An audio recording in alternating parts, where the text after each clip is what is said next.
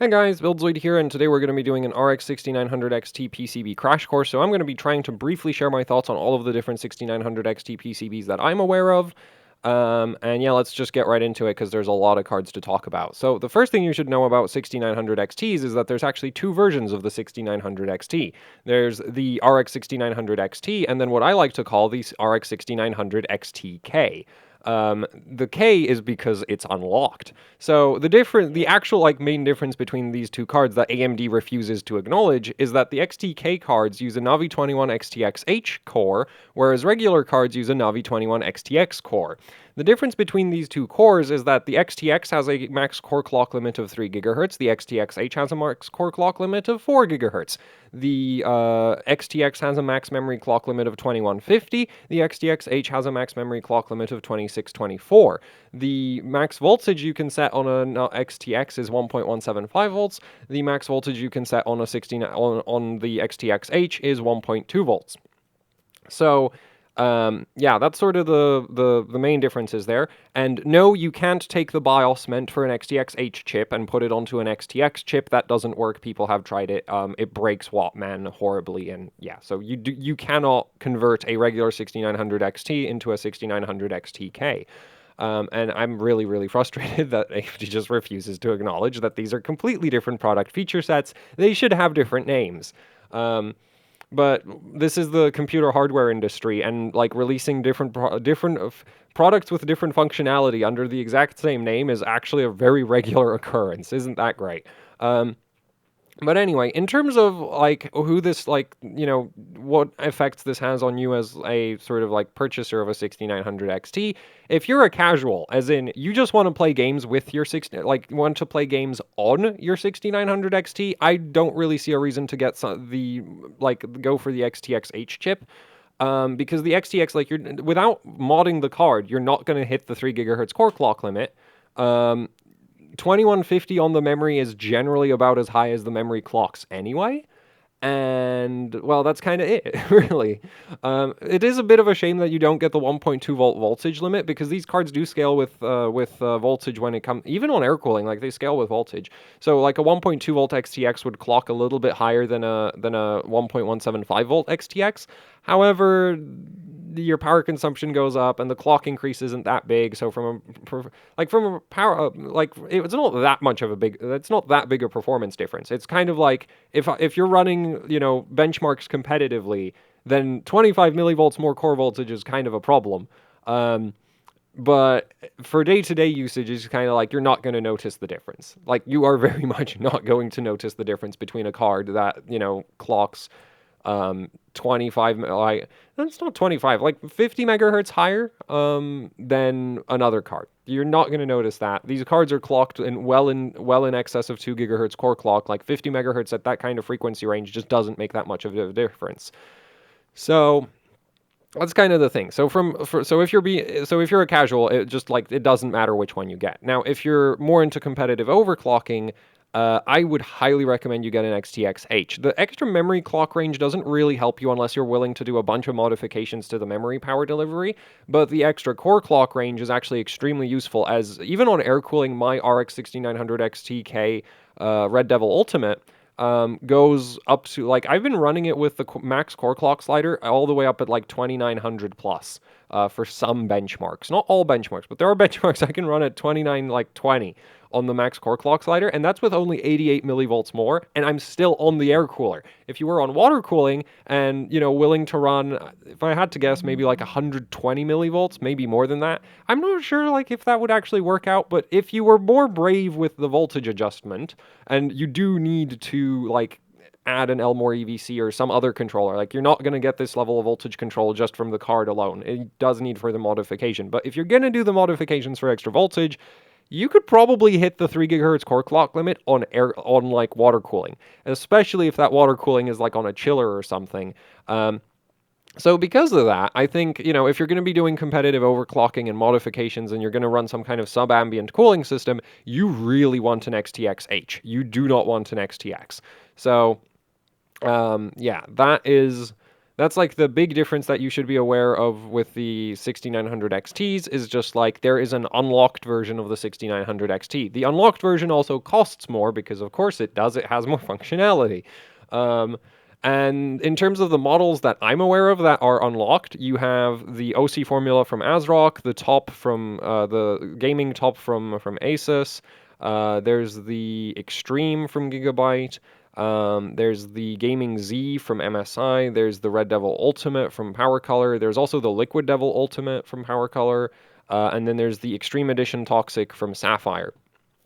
So that's all the ones I'm aware of. There might be more of them, but those are the ones that I know of. So those you can get in XTXH and with the extra overclocking range, and then the other cards are all regular XTXs.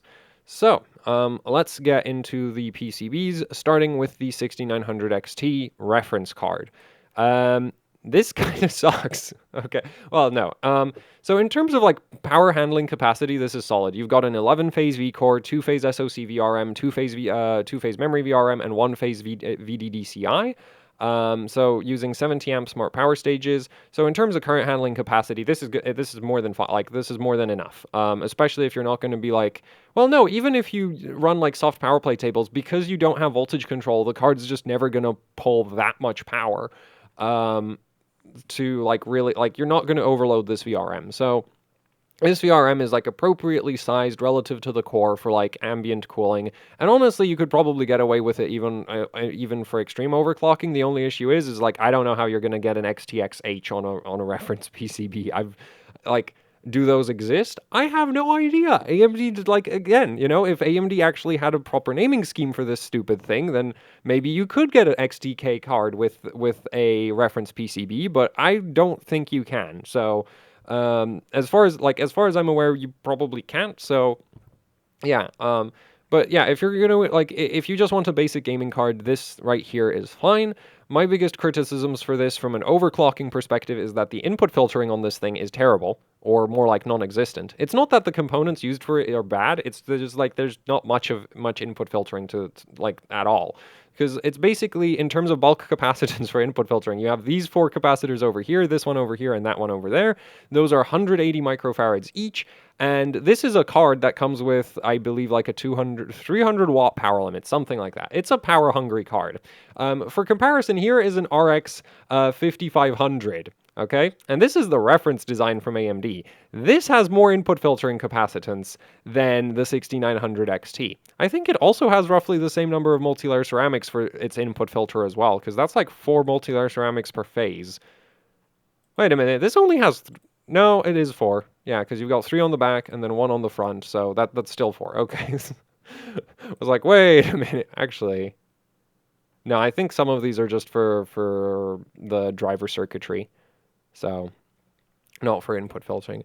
But anyway, yeah, so the thing is, the input filter on on actually most 6900 XTs is just like, where's the rest of it? And, you know, for stock operation, this is not a concern. For overclocking, this hurts. This actually really hurts for max clock speed. Well, really hurts. It costs you tens of megahertz, which is a big deal when you're trying to beat somebody in Firestrike.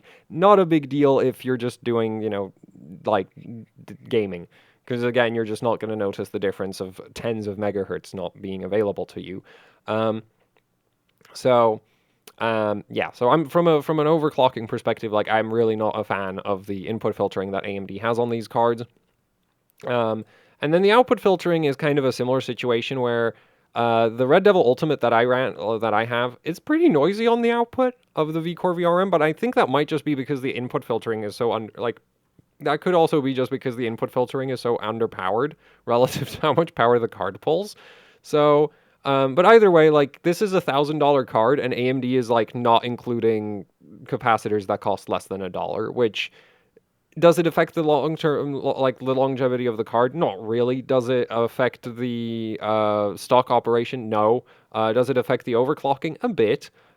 Is it really like cheap to take 3? Like this is the thing is, if you're buying these capacitors in bulk, like I could buy these if I wanted to buy 3,000 of these capacitors, I could get them for less than $1 a piece.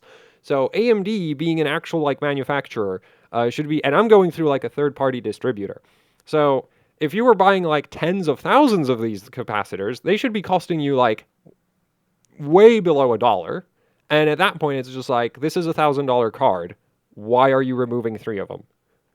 Like, really? Why? It's $1,000 GPU. And it's not like the input filtering is particularly amazing either, right? Like, so the power stages are really nice though. So it's sort of like a nice VRM, and then the capacitor configuration isn't so much that the caps are bad, it's just kind of like there's not enough of them. Anyway, so, you know, fine for stock operation. I'm not a fan of it. As an overclocker, I am, however, not a fan of this PCB. Next, we have the ASRock 6900 XT OC Formula, and this is pretty much one of the best 6900 XT... Well, no, the best 6900 XT PCB there is. There's just one issue with it, which we'll get to. So the VRM configuration on this is 14-phase V-core, 2-phase SoC, 2-phase, 3-phase memory power, 2-phase VDDCI. So you've got one more phase of memory power, you've got one more phase of VDDCI as well, which in theory should lead to slightly better memory overclocking. And also the memory VRM uses lower inductance inductors than usual, so that can lead to better transient response on the memory VRM.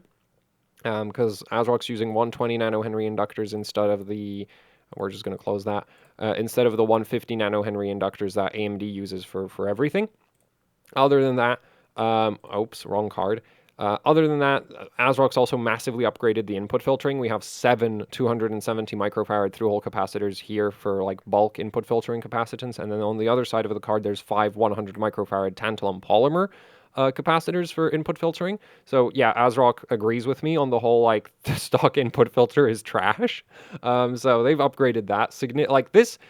This row of capacitors over here has like more than almost double the capacitance that the entire reference card has.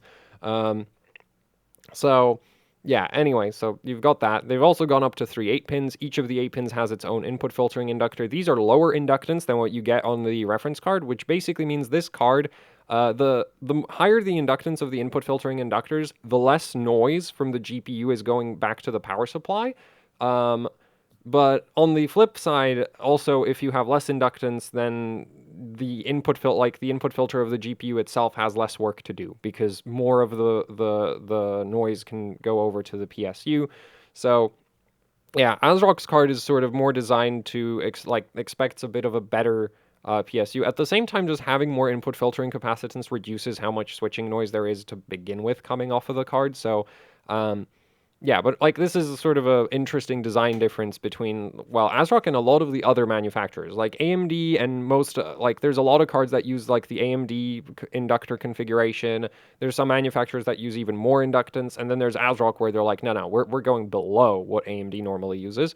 But I really don't see that as an issue. Unless your power supply is like really borderline in terms of being able to like power a 6900 XT, in which case well, the thing is, you do have the extra capacitance. Like, you just like if you're buying an OC Formula, this thing's expensive as hell. Buy yourself a nice 1,000+ watt power supply. Just like you're spending what, like 2,000. This card is stupid expensive. Like in the UK, it was available for, I don't know if it's still available, but it was available for like 2,200 quid, which is the main reason I didn't get it. Was when I was choosing my 6900 XT, I was like, I can pay 1,800 for the Red Devil, or I can pay 2,200 for the OC Formula. And as much as I yeah, so anyway, so as much as I like a lot of what ASRock has done here, I'm not willing to give them 400 pounds extra for what they've done here, because I can mostly replicate their input filtering with like 20 pounds worth of capacitors from DigiKey. So yeah, I do not need to pay that premium. But anyway, I do like what ASRock has done with the input filtering. Then for the output filter, they've just populated more of the capacitors. There's still some missing, but that's also just because ASRock has added more capacitor like positions in general, compared to what you'd normally get.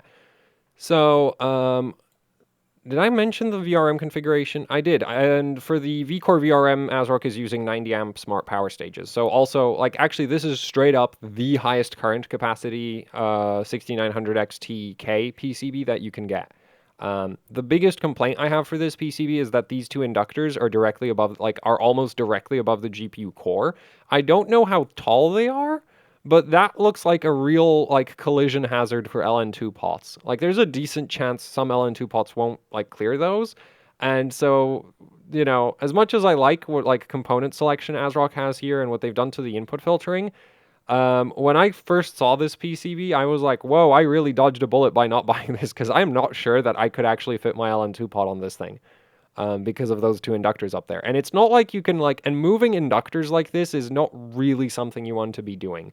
And can cause all kinds of weird issues. So yeah, that's kind of the thing with this card is just like but if you like if you know that your cooling system can clear those two inductors, then this PCB is amazing. It's just also extremely expensive. Also, you get a dual BIOS switch, which is not really that useful because there's not really any BIOS. Like you can everything you would really want to do, you can just do with like more power tool or soft power plate tables, which is just soft power. Like they're both soft power plate tables, just different methods of getting them. Anyway, and then there's a switch for turning the LEDs on and off. So yeah, this is definitely one of the nicest 6900 XT PCBs out there. Then we have the ASRock 6800 XT Taichi PCB, which I believe is the PCB that ASRock uses on the Phantom Gaming D card because it looks like it uses the same PCB. I can't actually find like pictures reliably for every single PCB, so I am using some 6800 XT PCB pictures for this.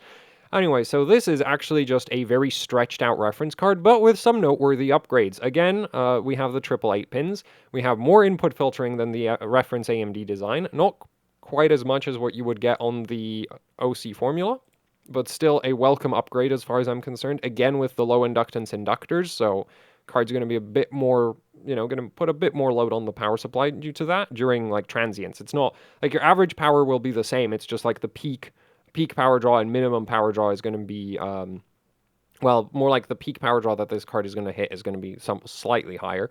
And what else was there? Right, on the back of the card, we have actually like a fully populated output. Wait, I should talk about the phase counts. 11 phase V-core, 2 phase SoC, 2 phase memory power, 1 phase VDDCI. This is exactly the same phase like controller configuration as what you'd get on a reference card. Also using 70 amp smart power stages for the V-core VRM. So in terms of current handling capacity, this is a reference card. But with like upgraded input filtering, and ASRock isn't cheaping out by leaving out capacitors, so, or at least not important ones. Like there's one missing from the memory VRM over there, which I don't think it makes too much of a difference, and there's one missing from 0.75 volts, 1.8 volts, and VDDCI. So, you know, yeah, like at least V-core is fully populated, and you get the better input filter. So this should generally, on average, these cards should clock a little bit better than like reference PCBs, even though this is mostly a reference PCB that has a lot of padding on it, right? Like this whole top edge just doesn't really have anything, and then this area. And there's a BIOS switch and an LED on-off switch. So yeah, a nice, like, solid upgrade over what you would get on the reference card. Anyway, let's move on to the next card. Next, we have Gigabyte, and this card is weird. So, the phase configuration is a 14 plus 2 plus 2 plus 1, 70 amp V-core. So, the 2 plus 2, so you've got 14 phase V-core, 2 phase SoC, 2 phase memory power, and 1 phase VDDCI, 70 amp power stages for V-core. Gigabyte has reduced the inductance of the memory VRM, so again, probably trying to get better transient response out of the memory power delivery to potentially leads to better memory overclocking. I'm not sure how much of a, like, this shouldn't have that much of an impact, but it can help. Very powerful card, right? 14 phases of 70 amps more power stages. Like, this is up there in terms of current handling capacity. However, the input filtering on this thing is just the weirdest thing I've seen. So, triple 8-pin power connectors, and then more capacitance than you get on a reference card, because Gigabyte is using, well, 6 capacitors right off of the power connectors instead of just 4. And all of the capacitors that Gigabyte is using are 270 microfarads instead of 180 microfarads, so there's more capacitance per capacitor as well. So there's more capacitors, and the capacitors are bigger. However, Gigabyte's also using the highest inductance input filtering inductors of any card I've seen. And so they might have like almost entirely counteracted the benefits of the higher capacitance capacitors with those inductors. And yeah, so I am not like this. like, I'm not sure what kind of like real world effect this has, but I don't like it. On paper, this puts more strain onto the input filtering of the GPU, and it's not like this isn't on par with, say, the OC Formula, or there's other cards that have really impressive input filters. This is not one of them. Uh, this is like slightly upgraded, like this is a slight upgrade to the reference card. This is more in line with like what the Taichi has. Actually, it's very in line with what the Taichi has, or the Phantom Gaming D card has. But Gigabyte's using like more than 4 times the input filtering inductance, which is like, I mean, I guess that's great news for whatever power supply you plug into this, but from like the GPU core's perspective, like that's bad. Like this is not great. So I don't like that. I'm not sure how much of a real world effect it would have, but it's just one of those things. It's like there are so many options. Why would you gamble with this right here? Right, like there's so many other cards that you could go for. Like I'd take the yeah, no, I'd take this instead probably. Admittedly, like the thing is, I think Gigabyte uses this on the Xtreme WaterForce card, which is actually unlocked, but like there's other water-cooled cards, and yeah, it's a really high current handling PCB, but it's like you have the OC Formula, there's the Toxic from Sapphire, there's the Gaming Z from MSI, like there's other options. So yeah, this, like, it might not actually be a problem, but I wouldn't want to be the one to test that, right? Like, I wouldn't spend my money to figure out, is this actually a problem? Because it like, potential, like, the thing is, if you're willing to mod the card, you can just desolder them and, like, replace them with lower inductance inductors, and that'll basically fix it. Or if you have, like, or if you really don't care about your power supply, then you could just get rid of the inductors entirely, and just not like, yeah, like that's also an option, but I'm pretty sure that's a terrible idea because like I've seen motherboards with no input filtering inductors. I've never seen a graphics card with no. Oh no, there are some graphics cards that don't have input filters, but like input filtering inductors, but they're very rare. So I'd say these are pretty important to have. Anyway, for the output filtering, Gigabyte's just kind of using, like, I don't know who makes these capacitors. There's some Panasonics mixed in. And the nice thing from a modder is, like, if you're going to be modding, the nice thing is Gigabyte has given you the pads to add extra capacitors if you want to.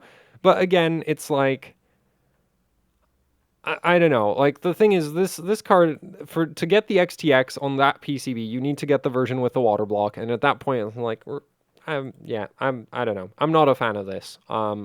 For stock operation, it's fine, though, so... Yeah, but the thing is, for stock operation, basically everything is fine. Like, nobody's going below the reference specifications. They're just, like... most cards are slight upgrades to the reference card. It's just this one has this weird amount of input filtering inductance that I really don't think is doing the VRM any favors. Anyway, next we have the MSI Gaming X and Gaming Z PCBs. So the Gaming Z card is the one that's actually unlocked, right? That's the one with the more than 2 gigahertz core clock. So that uses the XTX H. And this has a monster input filter. There is literally 270 microfarads per phase on this side of the card, and then on the other side of the card, they have like 200 microfarads per phase. So I love what MSI has done here with this VRM. Like, it's just, well, with the input filter, like this is an absolute beast of an input filter. Then the output filter is like more of the same. Just MSI is running a lot of SMD tantalum polymer capacitors, and there's of course the multi-layer ceramics mixed in with that. And then they've also gone for all of these 820 microfarad through-hole capacitors. So this probably is the highest capacitance 6900 XT PCB there is. However, it is not the most powerful one. The VRM configuration on this is a 12-phase V-core, 2-phase SoC, 2-phase memory power, and a 1-phase VDDCI, and it is using just 70 amp power stages. So, unfortunately, it's not like the, like you're trading kind of, like, compared to, say, the OC Formula, you're trading kind of a lot of current handling capacity for an insane amount of for a ton of capacitors. Like, the thing is, I don't think you would max this VRM out even on liquid nitrogen, so I think that is a reasonable trade. Like, I'd rather have the card come with more capacitors than more power stages. I do think it's a shame that MSI hasn't included more power stages because it is an expensive card. It is cheaper than the OC, at least in the UK, this is cheaper than the OC Formula, but it's not that much cheaper. And so, yeah, I kind of feel like, I'm not saying they should have upgraded to 90 amp smart power stages. I'm thinking more like it would have been nice if we had 2 more V-Core phases. While still using the same power stages. Also, the memory VRM actually memory power has a slight downgrade. The controller's an NCP 81022 instead of a 35217, and I can't identify the power stages that are used there. Not that that's a concern. None of the like memory power delivery related stuff like VDDCI or memory power, like neither of those actually has to supply any significant amount of current to the card, so I'm not too worried about what they're using there. Like honestly, they could use 50 amp parts and I would still consider, like it would still be completely fine.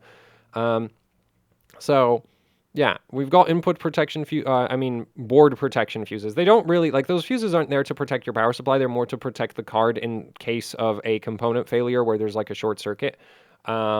Because if you have like a shorted power stage, depending on how fast your overcurrent protection on your power supply is or how bad the short circuit is, that power stage can potentially like weld itself to the PCB or burn a hole through the PCB before your power supply trips its overcurrent protection. And so the idea is that these fuses will hopefully restrict how much energy a short circuit can suck in before, like something cuts off the power supply. So yeah, so these are board protection fuses. They're not there to protect your PSU. They're there to protect the PCB. Like, they're there to protect the card from further damage in case of a component failure.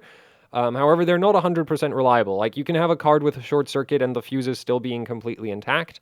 But they don't hurt anything by being there, and they're nice. Like, if the fuses actually kick in when necessary, like, that's great. It's just like I wouldn't rely on them too much. And the fuses are on every single one of the 12-volt power inputs. Also, this uses 330 nanohenry inductors, which is higher than what you would see on, say, the ASRock and the reference card. However, still well below the Gigabyte card. And also, MSI just has so much input filtering capacitance on the PCB itself that, yeah, I think this honestly works out. Like, this is great. I'm a huge fan of the capacitor configuration on this thing.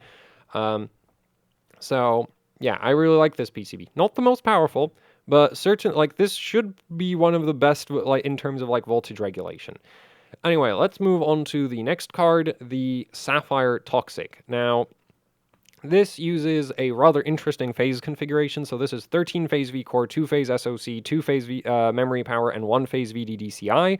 90 amp smart power stages for V-Core. I'm not sure about the rails. They might also be 90 amps, but like the other rails don't matter.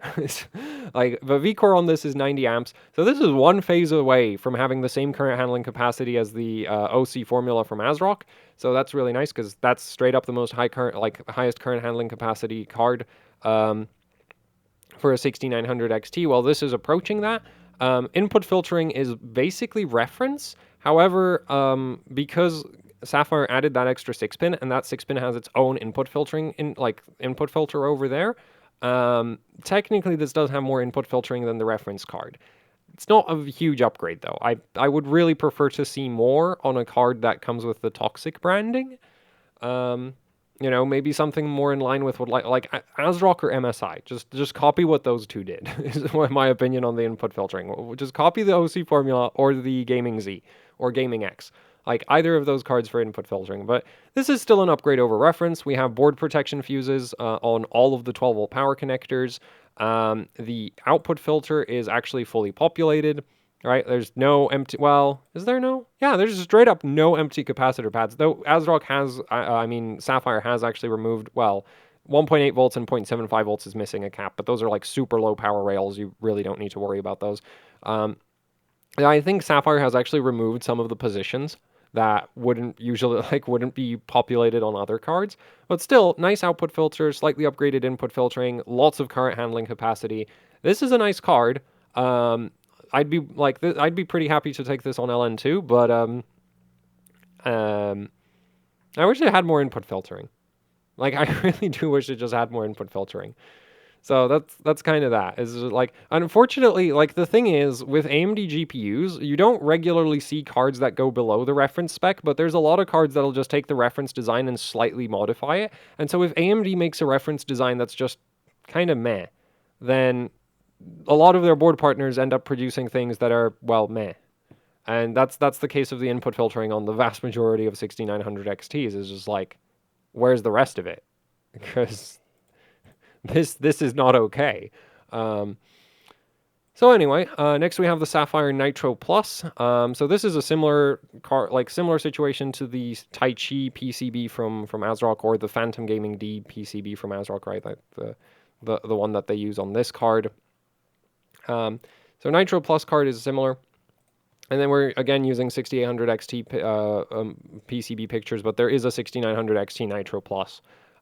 There's also a 6900 XT Nitro Plus limited edition that uses the toxic PCB. Anyway, 11-phase V-core, 2-phase SoC, 2-phase memory power, 1-phase VDDCI, 70 amp smart power stages on the entire thing, and we've got some board protection fuses. Input filter is literally copy-pasted off of the reference card. The only real modifications that that Sapphire has made is they added an RGB strip over there, some RGB over here, added a BIOS switch, and then they didn't even fully populate the output filter of the V-core VRM. So this right here is like, I'm not impressed. That's what this is. It's like, hey, if you wanted a reference card with a bunch of RGB attached to the PCB, like, yep, this is that. Also, you get the dual BIOS functionality.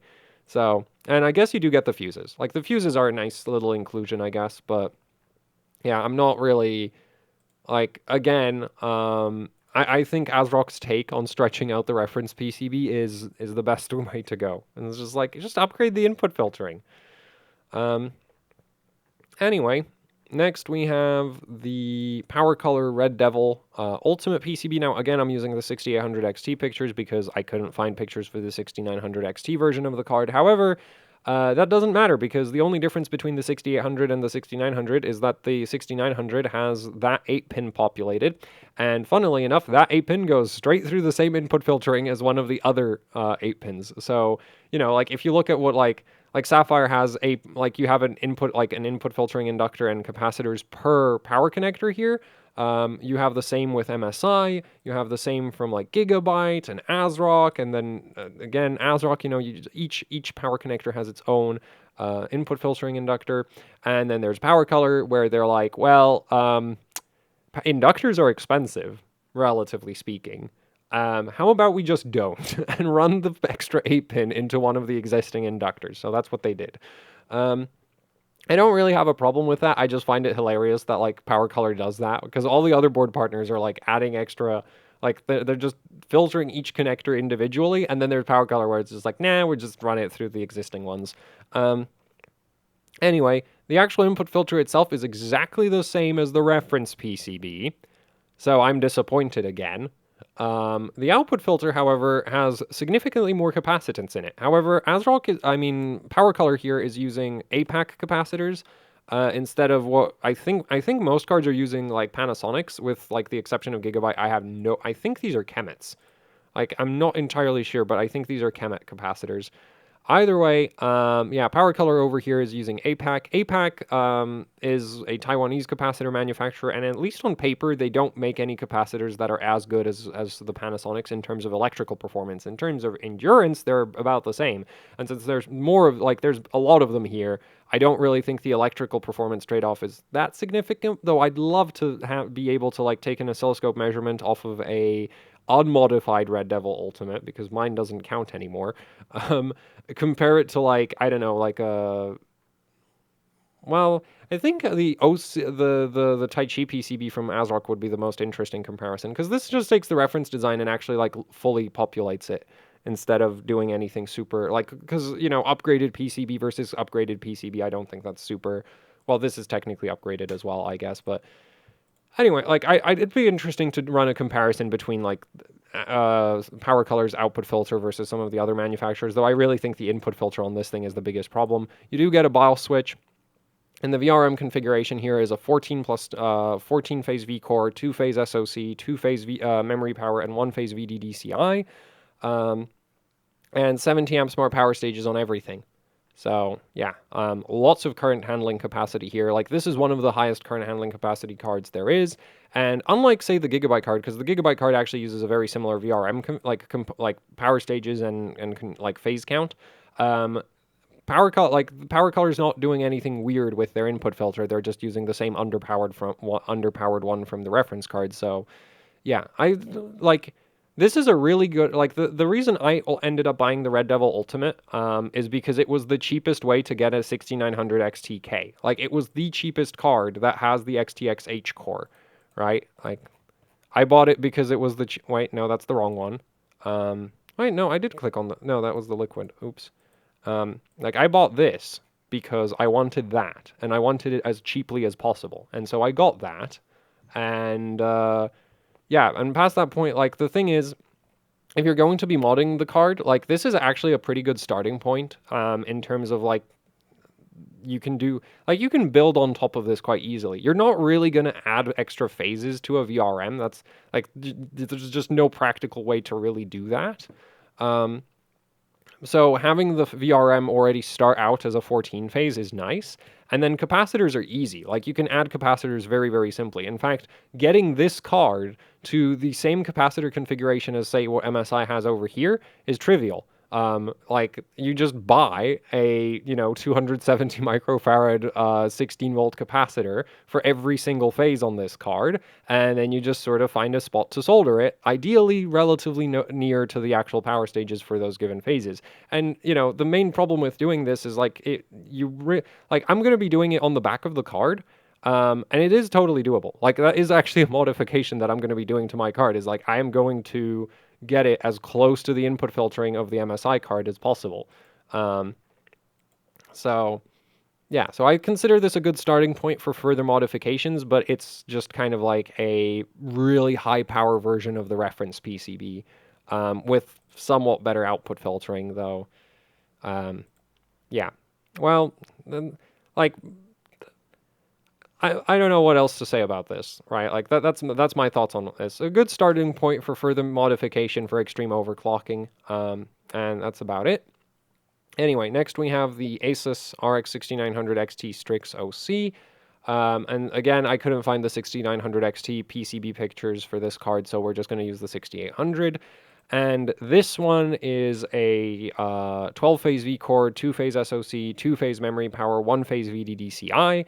And ASUS is using, like, the stock input filtering with some very minor upgrades. So we have, like, 330 nanohenry input filtering inductors, which I don't like, okay? Like, the thing is, by the higher the input filtering inductance, the more load you put on the card's input filter, which is like, okay, that's great news for the power supply, but from the VRM, like, the perspective of the VRM of the GPU, it's like, if there's a sudden transient, the voltage drops more, not less. So the input voltage drops more, not less. So you kind of, like, I really think ASRock sort of has the 6900 XTs figured out.